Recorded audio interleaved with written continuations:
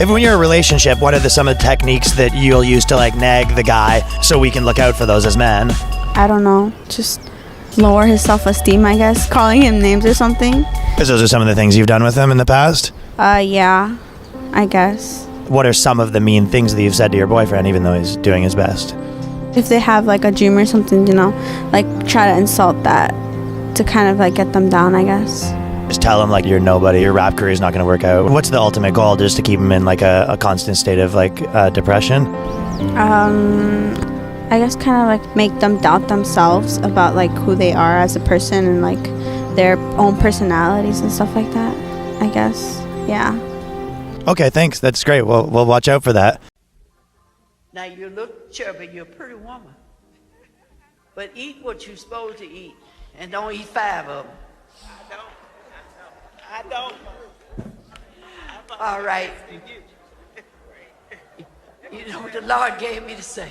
Some people may think this clip is cruel, but people have to understand she's probably from a different time period. She's from a time period where people told you not what you wanted to hear just to make you feel better. They told you what you needed to hear so that you could improve as a human being. I remember I used to go over to my grandmother's house and she used to tell us straight up, you must be eating good because you gained a little weight since the last time I seen you. The stuff that she would tell us to hold us accountable would be considered verbal abuse by Gen Z. And this is what church should be. It should be a place where you go and be held accountable for the things you may have done throughout the week by people you know have your best interest in mind, like yourself, God, and the rest of the congregation. Unfortunately, somewhere down the line, pastors realized that if you just told people what they wanted to hear to make them feel better, they divvy up more tithes and offerings. Turns out if you hold people accountable for their bad behavior, they'll stop coming to church. So sermons went from according to the Bible, this is what you should and should not do, to just a motivational speech every single week. At the end of the day, this lady is right, because if you truly believe that your body is the temple of God, then you have a duty to maintain your health to the best of your ability. If the benefits to working out was in a pill, the line would be wrapped around Walgreens, but since it takes a little bit of work, people don't like to do it. I don't think most women can actually genuinely understand how lonely the majority of men are. Yeah. And you need to truly understand, if you're Joe Schmo, average in nearly every way, in Starbucks working, you ain't getting a DM ever. You girls will never be lonely. As much as you might be unhappy with the possible suitors, you can at least fuck about and flirt if you feel sad. There are men out here in the world who have genuine loneliness. And I can prove this statistically. Why do you think it's all the men killing themselves compared to the women? If the Yankees were going to win a World Series, but you had to give each other a hall pass, would you do it? Absolutely. Yeah. Okay, why do you Who does she have to? You can pick anyone who you want. Who would you pick? Anyone in the world? My ex-boyfriend. Oh my god. Holy shit. Who would you pick? You. Aw. I'm sorry. Why the ex-boyfriend? We're gonna fight about this. Why the ex-boyfriend? He's gone. You can tell me. He was a good lover. Oh, okay. Wow. Think about the level of blatant disrespect. She didn't even have the decency to lie about it. I know you can't force genuine desire, but at least lie about it. And that's why I tell dudes, y'all gotta be careful when women are still in communication with their ex-boyfriends, because if she let him have it, he was doing something right. He asked her about any man in the world. She could have said LeBron James. She could have said Drake. She could have said The Rock. She could have said Steph Curry. She could have even said me, and she chose to say her ex-boyfriend. Every time they argue, her ex-boyfriend rubbing his hands together. Remember that time y'all was arguing and she wasn't being as responsive for 2 or 3 days? While you in your room crying, she gonna be over at her ex-boyfriend's house enjoying the meat show. He needs to kick her to the curb and use this experience as gym fuel. I'm trying to tell y'all, a good breakup is the best pre-workout in the world. You be in the gym doing exercises you ain't even know existed. If the law said your husband had to have 2 wives, what's the one really weird thing he hoped the other wife didn't do like you do? And I mean really weird. Nag. Nag. He says he doesn't want his other wife to hit him. I haven't hit you since... I don't believe you said that, Roger. I don't believe you don't hit me right now. You always hit me. I haven't hit you in 18 months at least. He said you just beat the heck out of him all the time. When we were married, I was always hitting him. But I quit that. I'm going to knock you. Tanya. Tanya, he said, Lisa. Oh, God. Now you're going to get...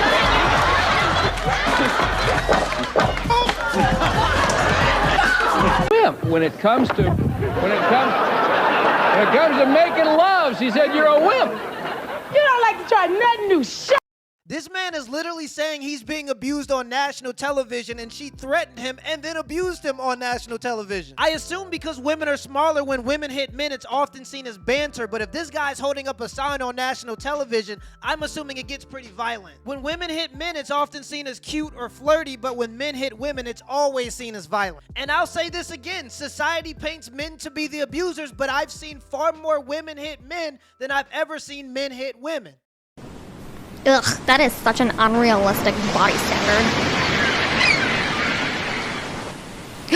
Look at that, half naked for everybody to gawk at. She should really cover up. On display for male validation. That girl's got some internalized misogyny. Ugh, I hate men.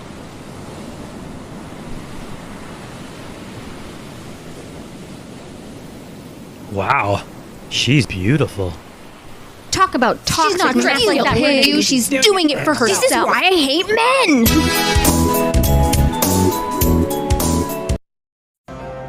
But my question is, why do we really need one? I've had a pretty large company even before I met you. So if we get married and then you decide to divorce me next year, then you leave with half of it, that's not fair. But why are you already thinking about that? I don't know why Danny's so surprised. The prenup's obviously something that we need to have in place. I built a business long before she even came into the picture, and I have to protect that. Like, you want to get married? I'm like trying to work with you. I don't want to be emotional. I'm just not sure if you're doing this because you don't trust me or like you're not sure about our future. Well, I think you're overthinking it. I don't know how to explain this to you. I feel like you're not understanding what I'm saying. I am understanding. It's not my intentions to leave you. I hope that's not your intentions. He's absolutely right. Just because you protect your assets does not mean you want your future marriage to fail. You can plan the prettiest parade in town. That don't mean it ain't gonna rain. Just because I put on a seatbelt doesn't mean I'm gonna purposely crash my car. Also, if she plans on being with him forever, why would she have a problem signing a prenup? Statistically speaking, 75% of the time, it's the women filing for divorce. In all honesty, this is just pure greed. You're about to be married to a multi-millionaire. And if you're married to the guy for 10 years, even if he has a prenup, the court is gonna let you walk away with something, but that ain't enough. You want half. Now, it's one thing if y'all got it out the mud together, she's paying 50% or majority of the bills, and y'all are both investing y'all money into this business to watch it grow so y'all can both prosper. But if you built your business by yourself from the ground up, 80-hour weeks, blood, sweat, and tears, don't let anybody come into your life and tell you that you owe them 50% of anything. Because in all honesty, those people may not even be in your life if it wasn't for the work that you put in when you were alone. Till next time. My boo, I'm just here for the rendezvous. And I came the whole damn groove, cause I've been feeling like you want me to. You say stop saying I'm so I can't help myself when I poke up.